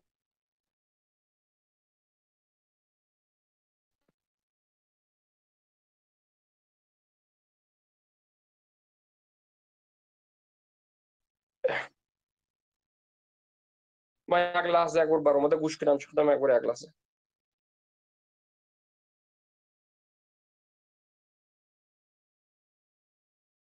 اختر بارک الله فیکم. در همین سخن خودی شیخ هم هست که سوال با خودی شیخ هم تکرار میکرد که سوال رو به شیخ دیگر کرده بود. یعنی یک جای نقطه اساسی که سوال رو به شیخ دیگر کرده بودن این است که این فریبگری نیرنگ بازو میگه که کسانی که مسلمان لغوی گفته رو تکفیر نکنند بعضی ها آنها رو هم تکفیر دارند. یعنی گویا که ما معروف راسخ را تکفیر نکرده رو هم ما تکفیر کرده ایستاده باشیم. البته این باطل است، این دروغ است. برای همین شیخ میگه که نه این تکفیر خطا است. بله جای شیخ به منم میگم این تکفیر خطا است. حاضر میگم که من هر کسی که معروف راسخ تکفیر نکند او را شما اگر یک بار کافر گویید این غلو است، این تکفیر بالظن است، منهج اهل سنت نیست. اما خودی معروف راسخ کافر است. منات شما میدونیم شیخ از اول قصه بیخبر است، مناتش بیخبر است. برای همین الحمدلله که با وجود همین یک چیز مهم را شیخ عبدالله الغلیفی حفظه الله گفت که کسی که مسلمان لغوی میگه این ضال و مضل است. ضال و مضل یک گمراه است. کسی که مسلمان لغوی میگوید کفر یک گمراه است، ضال و این خطا کرده است. حالا اینکه معروف راسخ میگه مذهبی سلف است، در کتاب سلف در سخنهای سلف مسلمان لغوی اومدگی است میگه. اگر در سخنهای سلف مسلمان لغوی آمده باشد ما 2 ماه است که طلب میکنیم از شما جهمی ها که یک نفر از سلف رو بیارید که کفار را مسلمان لغوی گفته باشد. یک سخن سلف رو به سند صحیح بیارید که کفار را مسلمان لغوی گفته باشد. مؤمن نه، مسلمان لغوی. البته مؤمنه که شما گفتید ما جواب دادیم، در کتاب هست. لیکن من شما را دعوت میکنم برادران عزیزم که برادران عزیزم کتاب بخونید. کتاب ما نوشتیم در رد این جهمی ها، کتاب بخونید. اینا جهمی هستند، معرف راسخ کافر است و کسانی که در همین عقیده هستند دیده و دانسته و فهمیده مطلق مسلمان گفتن کافر را کفار مشرکین است. کمترین درجه شان چی است میدانید؟ کمترین درجه کفرشان شک در تکفیر کافر است. شک، منتشر کردن شک در تکفیر کافر. خیلی که در نواقض الاسلام سومش است من لم یکفر المشرکین او شک فی کفرهم او صح مذهبهم. هر کسی که کافر را کافر نگد یا شک در تکفیر آنها کند یا مذهب انسان را صحیح داند کافر است.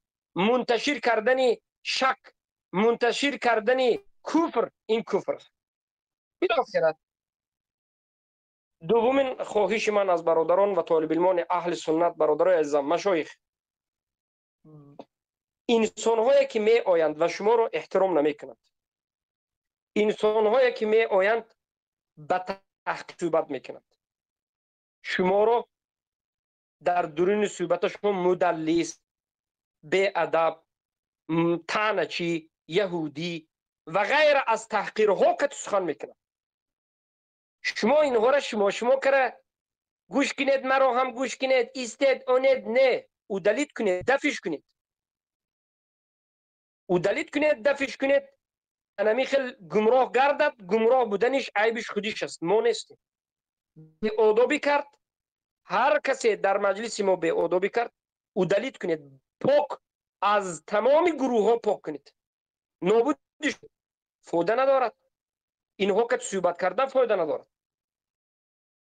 برادر عزیزم، چرا وقتی خود صرف میکنید به بی ادب ها، به بی منهج ها، به کسانی که شما را به احترامانه صحبت میکنند، تحقیر میکنند، دشنام میکنند، چی احتیاج است که به اونها صحبت کنید؟ برای چی؟ برای چی صحبت میکنید؟ شما میخواهید که به او فهمانید؟ بله، او فهمیدن نمیخواد. شما میخواهید که به او فهمانید؟ او به شما فرصت نمیدهد، شما را دشنام میکند، شما را تحقیر میکند. مقصدی او در اینجا آمدنش فهمیدن حق نیست، بحث و مناظره علمی نیست، به وقت، به ترتیب، به آداب و اخلاق صحبت کردن نیست، تحقیر است. مقصدش تحقیر است. شما چرا تحقیر او را گوش کرده میستید؟ شما چرا به او فرصت میدید؟ چرا به او فرصت میدید که ما را تحقیر کند، ما را دشنام کند، ما را طعنه کند؟ شما او را بگذارید باشد. چرا؟ به شما کی این اجازت داد؟ آیا منهج اهل سنت و الجماعت همین است؟ در یک گروه 100 نفر 200 نفر انسان است، موحدین هستند، یک نفر بیاید همه ما را دشنام کند. کی گفت که او را ما باید اجازت بدیم؟ کی گفت که ما باید به او خوب معامله کنیم؟ از همه بهترین معامله پاک میکنید یا که مثل خودش دشنامش میکنید؟ جزا میدید؟ برای من برادر عزیزم، به این جهلا صحبت فایده ندارد. صحبت ما کردیم، 2 ماه ما صحبت کردیم، مدت 3 ماه 2 ماه 3 ماه است که صحبت میکنیم. در این موضوع 2 کتاب نوشتیم.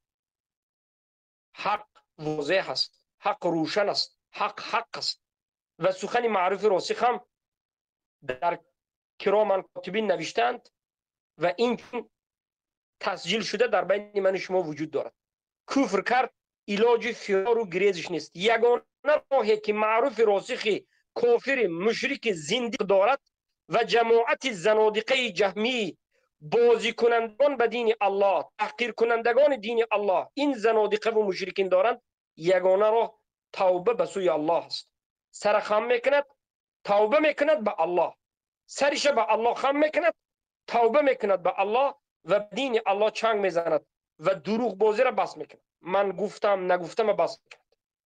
من در همون کتاب 7 مرحله معرفی راسخ نوشتم. گفتم نگفتم 7 بود. انا بعد از او کتاب نوشتن 2 بار دیگر دروغ گفته بود گفتم 9 مرحله شد. کذابین شرم ندارند، جوانمردی ندارند، آداب ندارند، مدنیت ندارند، انسانیگری ندارند. ما به اینها به کدام زبان صحبت کنیم؟ به زبان علم منهج ندارند. به زبان آداب و اخلاق ندارند. به زبان جوانمردی ندارند. جوانمرد سخن گفت میگه که گفت. به زبان انسانی انسان نیست، خیلی هم از وجدان و فطرت بیرون شده. به کدام زبان صحبت به اینها تمام است. صحبت به اینها تمام، حکمشون واضح. تمام روی دنیا جمع شود معرف راسخ مسلمان بود، ما کفر میگیم. کسی که کافر بودن معرف راسخ به راضی نباشد، کسی بگوید که شما معرف راسخ را ناحق تکفیر کردید، به آداب به اخلاق بیاید، من اثبات کنم برای چی ما تکفیر کردیم در اساس منهج اهل سنت و جماعت. به من وقتیت من به او اثبات کنم. من یک سوال دارم. شکننده اسلام نیست گفتن کفر است یا نیست؟ کفر است. تمام. کفر باشد واقع شد. این میگه که نه کفر نیست. میگه شکننده اسلام نیست. میگه یعنی بدون قرینه هم مطلق کفار رو مسلمان گوید هیچ باکی ندارد. این شکننده اسلام نیست. میگه آخر این خبیث به من گفته بود که ما آذری ها رو تکفیر نمیکنیم. بالاخره به همون عقیدهش رفت. آره همین هستند. متاسفم که در افغانستان ما یک طالب علم یا عالم توحیدی منهجی اهل سنت رو ندیدیم که از تحریری خلاص شدگی باشد، صادق باشد، به منهج صادق باشد، قرآن و سنت و مذهب سلف را بگوید، از ملامت کننده ها نترسد، قومگرا نباشد، به آذری ها مبارزه برد و عقیدهش را در مسئله عذر بالجهل و عذر المشرک آشکار کند، به خوارج ها نصرت نداده باشد. ما این چنین نشان ندیدیم. نه عبدالظاهر دیدیم، نه معرف راسخه.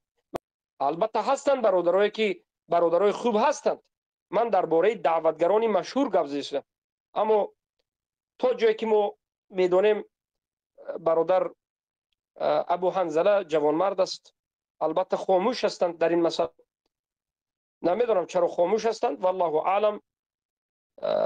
لیکن این مسئله دین است. در این مسئله باید روی خاطر نکرده حق گفته شود. ما گمان نیک داریم به برادر شیخ ابو عمر صلاح الدین گمان نیک داریم. این برادرها هستند. من غیر از اینها دیگر دعوتگرایی که خیلی دعوای علم میکند و دعوای دعوت میکند نیست. کی است بود دیگر؟ کی است که به منهج باشه؟ عبدالظاهر داعی مگر منهجی است؟ منهجی نیست. معرف راسخ چی؟ معرف راسخ جهمی است. اینا بجای اینکه دلیل بیان با دلیل صحبت کنند، در هر یک لفظ ما رو تحقیر میکردند. برادران ما من در حیرتم که با اینها را گوش میکنند. برادرای ما با اینها رو به طرز شما احترام پاکش کنید رود. برادر چرا خودتون رو برای این جهلا مصروف میکنید؟ چرا خودتون رو اذیت میتید برای این جهلا؟ اینا قدر این سخنها را نمیدونند. اینها شایسته این سخنها نیست. اینا میدونیست کیها میدونیست. بس از دیگر برادر عزیز، الله استون. من اصلا داخل شدنی نبودم، لیکن از سبب این که برادر عزیزم دیدم که اینجا صحبت بود داخل شدم. من اصلا نمیخواستم که در این موضوع صحبت کنم. من وقت دیدم که او به تحقیر صحبت میکند، در حقیقت کمی غضبناک شدم که اینا کفر میکنن، شرک میکنن، با اینها اومدن مردم دشنام میکنن.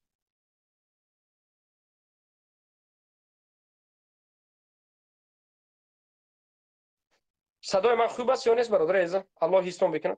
اگر صدای من خوب باشد خوب است. بهترین باشد آهسته چرا شروع بکنم، درس را شروع بکنم. مدنی زمانی که میخواستم پاسخ سوالت بودم چرا حذف کردی؟ چرا میتر حذفش کنید این خبیثی بی ادب حذفش کنید. تو بر تو با تو بر این پست ها صحبت نیست. من به تو سوال دادم مرا دشنام میکنی، حقارت میکنی. تو کی هستی که مرا دشنام و حقارت و تحقیر میکنی و باز انتظار هستی که من تو خبیث احترام کنم؟ پست ناکسی بی ادب احمق خبیث کثیف پاکش کنید به بخیرش. احترام کردی احترام میبینی، احمقی کردی تو کی؟ تو خودت کدوم من نمیدونم امیر مومنی نیست که تو کی خودت کی فکر میکنی؟ جوهلا والعیاذ بالله. اینا همچنین میخواهند ما را عادت بدهند، همچنین میخواهد این 4-5 احمق تیزپرک جهمی ما را میخواد تعلیم بدهد، عادت کنند که اینها بیاید ما را دشنام کند، تحقیر کند، ما اینها را احترام کنیم. من به تو به خوبی گفتم که حالا به تو یک سوال میدهم، تحقیر نکن، سخن را به گرد و اطراف نبر، به سخنم جواب بگو، به من بازی نکن. اگر بازی کردی پاکت میکنم. این میبرد میگد که پیش از این که به سوال تو جواب تیم من به تو سوال میتیم. ببین من که آخر به بازار نامدم، من که به توی احمق بازی کردن و چک کردن نامدم. به سوالم جواب گو، جهمی بودن آشکار شود. تو خبیث رو آخر تو یک خبیثی، تو یک ظالم و مضل زندیق بیش نیستی. خلاصا 4-5 نفر است آمدن اجازه نتی، تمام است. کسی راضی میشد راضی میشد، راضی نمیشد نمیشد. منهج ما معلوم است. آداب که سخن کن بسم الله، آداب نداری رو نیست شو. یک بار خاموش میشیم، 2 بار خاموش میشیم. چی است کی؟ مگر همین شریعت است ما رو بیاین تحقیر کنن ما خاموش هستیم؟ مگر همین شریعت است؟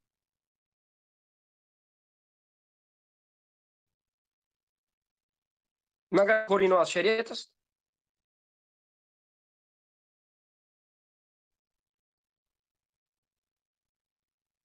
خوب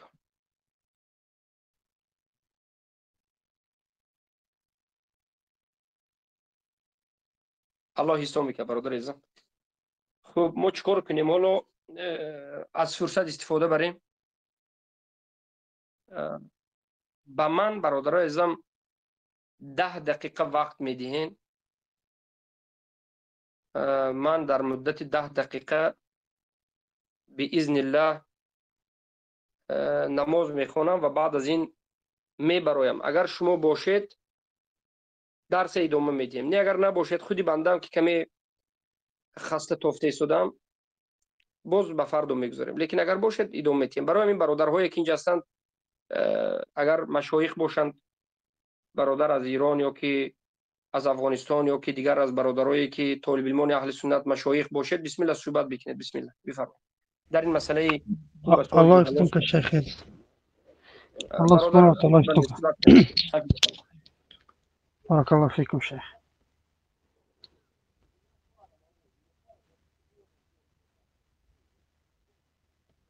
انشالله برادرها مقصد شیخ انتظار میشیم. شیخ مقصد نمازشون بخونن، درس انشالله کنن، گوش کنیم بهترین میشه.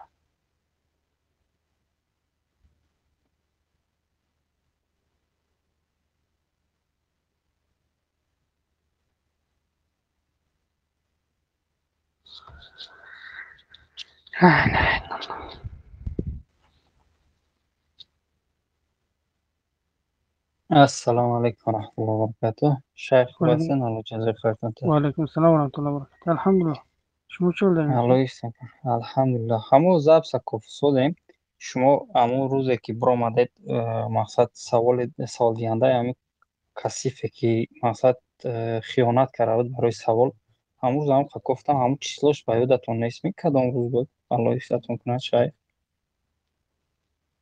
نه شما درنی چی با کوفته استدین؟ من از اینجا مثلا یک گروه خصوصا کوفته استدین یا نیفته است. باور کنید در اون وقتی که شیخ گفت اول کوف سودیم امروز شما را هم صحبت کرده بعد از شما شیخ صحبت کرده بود برای امو پرسیدیم. خب اصلا دیگه یک کسی نت کنه تومتگر را من خودم شخصا تکفیر میکنم آن شخصایی را که با امی مشرک محمد رافع مشرک یا جویا در همین مذهب است، همین قبول طرفداری همین است، همین عینا تکفیر میکنم. برای راضی است با جهمیگی همین، برای که خودش جهمی میشه الله لعنتشون کنه. اما آنهایی که تکفیر نمیکنن در حالتی که نمیدونن عقیده شونه آیا هیچ که تکفیر نکرده کو الله حفظون کنه. شیخ برادرم اینها اصلا این جاهلکو نفهمید است که ما کدام مناد که تکفیر کردیم، برای چی تکفیر کرده استودیم. این انسانی که اومد برای این یعنی مقصد حق والله علم ضرور نیست از یعنی صحبتاش بینید همین چقدر خواستیم که این کمی آرام شود و بفهمونیم.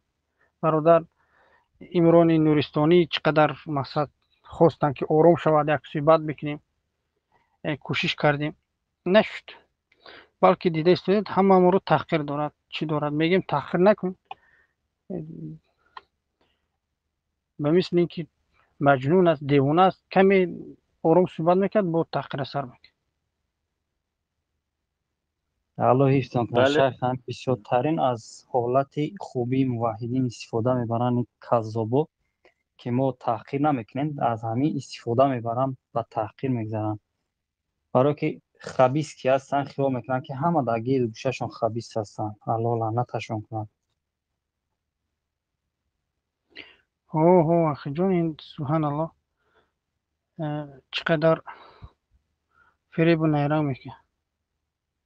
السلام علیکم و رحمت الله و برکاته شیخ. و علیکم السلام و رحمت الله و برکاته. مرا احتمال ان شاء الله همه خوب است. اخی این یک سبحان الله صدای مرا زدگی بده. ما گفتم میفهمونم که این یک عبرتچی امون مسلم شیخین امون استادای خودش وقتی که استاداش گپ میزنه در مبین گپور امون استاداش یعنی که به ادبی میکنه در امون بین خودشون. سبحان الله ما همینجا گفتم که بگم که مقصد دفع کنه نابود کنه. این یک در گروه خودشون سبحان الله فقط ای طرف کمبودی میگیره. وقتی که وایو سخن میکنن در مبین سخن کمبودی یا که ایجا میگیره میبرد دوجا میرسونه. سبحان الله الله خورش کنه این بدبخت. الله حفظ کنه شیخ. بارک الله فیکم. برادر عمران نورستانی هم خیلی اذیت دادیم. ما مقصد این که حق فهمت شاید مثلا بعض انسان ها هستند که به مکر و حیله و نیرنگ اینها گرفتار شده، یعنی شاید به طرف باطل رفته باشن. چگونه که ابوذر اومده بود که ابوذر یعنی اول کمی بی‌ادبی کرد. وقتی گفتیم بیا صحبت میکنیم آرامانه صحبت میکنیم دیگر مثلا تحقیر نکرد، زیرا که بعض سخنهایی که وی گفته استوده است از یعنی زبان همین ها شنیده است و حقیقت از ما شنیدگی نیست. الله سبحانه و تعالی حفظتون کنه اهل توحید. ولی اینها هر وقت دشنام میکرد، شیخ دشنام میکرد، مور دشنام میکند، دیگر مشایخ دشنام میکرد، آدم اذیت میکشید. بله شیخ الله حفظون کنه. در جای ما خیلی مردم یک سخن خوب میگن ده مقصد شرم کنه و شرم کردن به حیا را خدا داد. اینو از همون انسان ها هست. ما که شرم میکنیم این به حیا را همه چیز در چون اجازت میتن. الله خورشون کنند. مقصد بله بارک الله فیکم. ما حرکت میکنیم با ملای میفهمونیم مقصد حق باطل فرق ببرن یا نفهمن. الله خورشون کنند. بارک الله فیکم. حضور با خود شیخ هم صحبت کرده. شیخ مقصد گفتن بیا آرام صحبت کنیم. اعوذ بالله گپ از گوش سر میکنه. السلام علیکم و رحمت الله و برکاته. برادر خوب و علیکم السلام و رحمت الله و برکاته. الحمدلله جون خوبیم. شما خوبیم؟ الحمدلله. یک سوال بود انشاءالله کم تا صحبت بکردیم. امید در مسئله وزیر المشرک من درسای شیخ گوش کردم. یعنی تقسیم بندی میکنن عذر مشرک، یعنی عذر مشرکی یعنی که جاهل نیست، یعنی طالب علم است یا که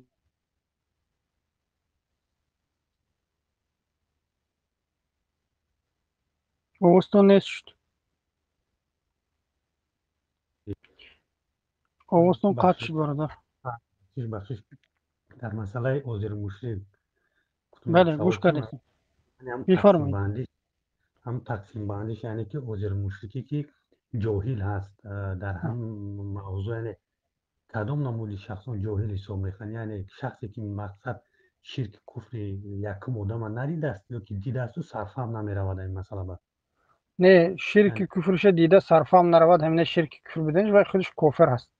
شرک کفر به دیده صرف هم میرود که نمی شرک است، همین کفر هست، میگود همین عملش کفر است، شرک است میگود، لیکن میگود این از سبب جاهلیش کرده استوده است، عملش کفر میگویم و خودش یعنی تکفیر نمیکنیم، بعد اقامه حجت تکفیر میکنه میگه.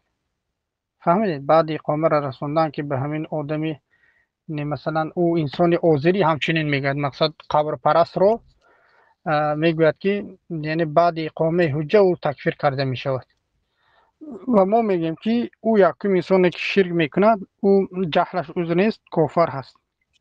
اما یک انسان عادی، یک انسانی که نفهمید که جهل عذر نیست، با یعنی سبب های مقصد جهل عذر گفت برای او منهج اهل سنت و الجماعت نرسیده است که یعنی جهل عذر نیست، او را اقامه حجت کرده میشد که یعنی الله و رسولش در یگان جای قرآن شرک کننده را مشرک نگفته است و به همین خاطر آنها رو بعد اقامه حجت تکفیر میکنه. بارک الله فیکم. یک مثال میخوام بخوام برای هم کم شما دلیل ما هست. مثال یک شخص گرد قبر طواف میکند یا که پیش همون صحبی من شرکی با شرک کلان چیکار میکند دوچار میشد، هم شرک کلان میکند. مثال من هم آدم میبینم میگم این آدم مشرک شد، انک دیگر آدم میگه که ها عمل همین شرک است، همین عمل همین آدم از این میبرارد نه که وقتی شخص معین ده میستد میگه که این از روی نادانیش میکند، برام که ما باید این مثال دلیل بیاریم بعد تکفیر کنیم. بعد تکفیر کنیم، بله درست. همین انسان فهمانده می شود که اگر انسان جاهل باشد فهمانده می شود که در قرآن الله و رسولش بارک الله فیکم جهل عذر نگفته است و بعد از این اگر قبول نکرد تکفیر کرده می شود آدم دو. السلام علیکم و رحمت الله و برکاته. و علیکم السلام و رحمت الله و برکاته. شیخ صحبت کنید. حفظکم الله و رعاکم. جزاکم الله خیر الجزاء. برادرهایی که صبر کردید، تحمل کردید، الحمدلله ایستادید، بهترین، جزاکم الله خیر، خیلی عالی. و ان شاء الله سبحانه و تعالی درس رو شروع میکنیم و درس امروزه ما اولا از باب عقیده، در باب تقدیر ارکان است. بیاید ان شاء الله تسجیل شروع کنم. بسم الله.